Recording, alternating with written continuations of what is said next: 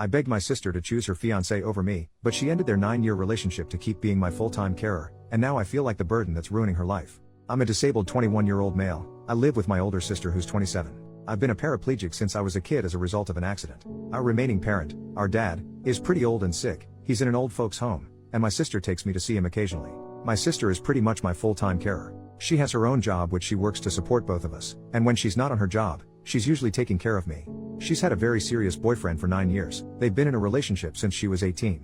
It's always been a very serious relationship as far as I can tell. He's a really good guy and he's always been nice to me. He also hasn't shied away from offering financial help once in a while. I know my sister has always dreamed of marriage. We talk about it so much, me and her, ever since we were kids. We would play weddings. She would always imagine the day she would get married, spend hours looking at bridal dresses. Even as an adult, he would fantasize about getting married and spend a lot of the time looking at bridal dresses, talking about her dream wedding, what kind of house she'd like to have. She had names picked out for the kids since she was a kid herself, and she's always stuck with those names. So yeah, she's always dreamed of getting married and having a family for a long time. Her current boyfriend has been with her for so long and has been so good to her, I figured he would always be the one to marry her. And I'd be happy for her. Finally she'd have someone to take care of her instead of her having to take care of me all the time. Well, that all came crumbling down. She returned home one day a complete mess, crying and pouring her eyes out all over the place. She told me they'd broken up. It was over. She was so sad. It was heartbreaking to see. It was like a dagger in my heart to see her crying and upset like that, and I felt so useless because all I could offer were meaningless words.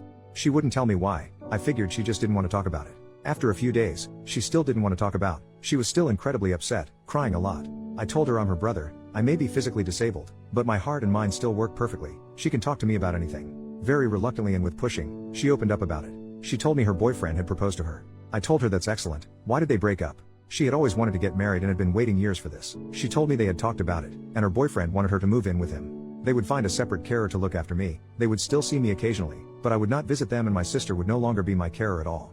My sister told me she couldn't accept that, and that was the offer on the table as her boyfriend wanted it. She said she couldn't accept it. They couldn't reconcile their different wants, and they broke up. I told her she's crazy. She should have chosen her boyfriend. I know she loved him so much and he was crazy about her.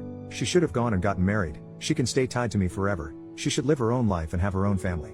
She was still crying heavily, and she told me she realized that she would never be able to have that. All that stuff she wanted as a kid, to be a bride, have a wedding, have a family, none of it would ever happen. She would be taking care of me forever. I insisted to her, telling her she didn't need to take care of me forever. She should live her own life. She said no, that's what she wants. That's the way it has to be. She would have it no other way. When I kept insisting, she said no, that's it, she's in charge. She makes her own life decisions and I should stop telling her how to live her life. She got angry at me and I quickly apologized. She said it's okay, but I could tell she was really upset and in a bad mood. Why is she doing this to herself? I don't understand. Doesn't she see that I don't want her to sacrifice herself like this? Why did she just give up her boyfriend of 9 years like that? She loved him so much and he loved her, so why did she just push him away like that? Why is she hurting herself like that? I don't want her to be hurting herself just for my sake. I never asked her to make this sacrifice of herself. I told her I wouldn't mind getting another carer for me. She said no, it's her. It has to be her. It's her job. It's her duty to me and to our family. She has to take care of me always. She wouldn't have it any other way no matter how much I tried to reason. I hate myself so much right now. I've never hated being disabled more than right now in my life. I feel like a baby or something, like a useless animal. I feel like a ball and chain, like a burden tying her down to the ground and preventing her from living her own life. All I want her to do is to be happy and live her life and be happy and beautiful on her wedding day like she's always wanted, not stuck forever taking care of her disabled brother. I wish I could just die to free her of her burden. I'd be lying if I said I hadn't seriously considered just taking my life so she could finally be free and pursue her own life. I'm not just saying that either. I'm serious. I know she'd mourn me for a while, even a few years, but after that she'd move on and get married and live her life like she's always wanted. It might be the only way she ever knows true happiness. I tried to convince her, but she seems determined to bog herself down like this. I don't understand. She's not being reasonable. She's not looking out for what's best for herself. Why is she doing this? How can I get her to focus on herself and her own life? Please guys, help me out. How can I talk some sense into her? How can I convince her to put her needs ahead of my own and to go focus on her life mainly so she can live the life she's always wanted instead of being chained down to me? How can I convince her of this? Please help. I feel so desperate and sad for her. Update, 2 days later. Okay, so this is an update to the post I made 2 nights ago. I just want to first of all say thank you so much to all those of you who posted extremely kind and heartwarming comments. That was amazing of you. Thank you so much. I'm also feeling much better now. I understand things much clearer and talked it over with my sister. It seems I was confused and in the heat of the moment there was a lot of misunderstanding. I have talked it all over with my sister, and we are both feeling much better and brighter now, and we agree things may have turned out for the best. I now realize, after my sister explained it to me, that he was not right for her, even though they had been together so long. I guess the length of their relationship had left me with a false impression. Firstly, as my sister explained it, it seems he didn't say I couldn't visit at all, as I had thought she meant. but that I just couldn't visit whenever I wanted to. They'd set times and schedules for when I could visit to ensure I wasn't over all the time interrupting and interfering with their lives. However, it seems my sister didn't like this at all. She said she realized her boyfriend had a problem with me, and wanted to place some distance between her and me, and she wasn't okay with that at all. I told her I thought she loved him. She said she thought she did too, but she knows her priorities in life, and she is old enough and mature enough to be able to decide what she wants from life and what her priorities are. I told her I thought she'd always wanted to get married and have children and a family ever since she was young. She explained to me, she still does to a certain extent, but only if the conditions are right. She said that she was a different person when she was younger.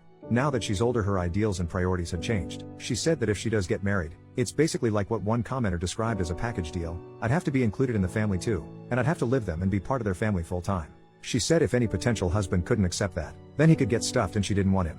That's basically what she thinks of her now ex-boyfriend, and she said she feels much more positive about her future now that he's gone. She said while she was with him, she was always feeling unsure about what the future held in relation to her and me, but now that she's made her firm decision, she knows she'll never let go of me. I asked her, what if this means that she'll never get married? What if it means that she never ends up finding a guy who's okay with all this and is willing to settle down with her with me in the fray? She said if that's the case, then so be it. As she explained it, she basically said I'm her family now, I exist and I'm the most important thing to her. She won't sacrifice me for a hypothetical husband and hypothetical children who don't yet exist but may one day. She said priority number one for her will always be me and taking care of me throughout my life and disability. She couldn't imagine living her life without it. I told her, but didn't she feel she was severely limiting herself by chaining herself to me? Didn't she feel she was severely restricting her opportunities in life and what she could become? She explained that her years with me and taking care of me had helped form part of her identity. Taking care of me now is part of her identity and character. It's one of the things she lives for. I found that amazing, but she said she could have it no other way. I provide to her just as much as she provides to me, she said, and perhaps even more. I told her she was exaggerating, but she insisted it was absolutely true. She explained how the mere fact of her looking after me, and her taking care of me, day in, day out, brings so much joy and happiness to her life, she doesn't know how she could ever live without it, and to her it's so much more important than the possibility of having a husband or children. I found it difficult to wrap my head around that. I joke that I really can't imagine that it's always that fun, especially when she's, say, wiping crap from my butt or something. She just laughed and explained how sometimes something that can superficially seem gross, disgusting or painful can still be beautiful and cherished when you look at the love involved. She used the example of a mother giving birth. After 9 months of sickness and swollen body, she has her body ripped open, there's blood everywhere, screaming and crying, and it's the most intense physical pain of her life. But at the end of it all, it's still beautiful because it's an act of love and she endures all that pain to bring to life someone whom she will love forever. So yes, even acts like wiping crap from my butt, as gross and disgusting as it may seem to some, is in of itself an act of love and an example of how much she, as a sister, cherishes me as her brother, and the lengths she will go to as a result of that relationship. And that, I think, is beautiful and true love. So now I have a completely new outlook on her and our life. It's much more positive and I no longer see myself as a burden or a chain. She helped me realize my own self-worth and value. I'm not just some disabled guy in a wheelchair that needs help. I'm a brother and I provide love, friendship and value to this amazing, beautiful, kind-hearted woman I am so proud to call my sister. I no longer have any thoughts about ending my life at all, because I realize how much I am worth to her and how much I mean to her, and how much it would hurt her if I do that, and I could never bear to do that. So I just thought I'd share that update with you all. After all those incredibly warm and supportive comments you gave me were so uplifting. I can honestly say, even though I may be physically disabled, I consider myself to have this amazing gift because I'm blessed with love, and this love is the most amazing thing in the world. I can't imagine living without it. Thank you all so very, very much.